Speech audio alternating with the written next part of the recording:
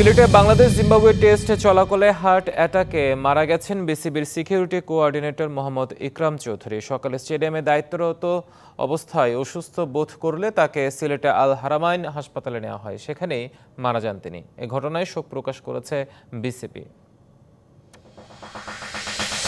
নারী বিষয়ক সংস্কার কমিশনের সুপারিশ বাতিলের দাবিতে কুষ্টি ইসলামী বিশ্ববিদ্যালয়ের সাধারণ ছাত্রীদের ব্যানারে মানববন্ধন হয়েছে।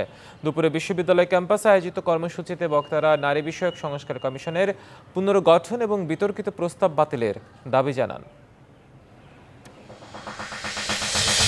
অস্থায়ী কর্মচারীদের স্থায়ীকরণ, কর্মকর্তা কর্মচারীদের পদোন্নতি ও আগামী 25 এপ্রিলের নিয়োগ পরীক্ষা বাতিলের দাবিতে ঝালকাঠিতে বিক্ষোভ হয়েছে। সকালে শহরের পোস্ট অফিস সড়কে পল্লী দারিদ্র্য বিমোচন ফাউন্ডেশন কর্মচারী ইউনিয়ন আঞ্চলিক কমিটির আয়োজনে বিক্ষোভ কর্মসূচি পালন করা হয়।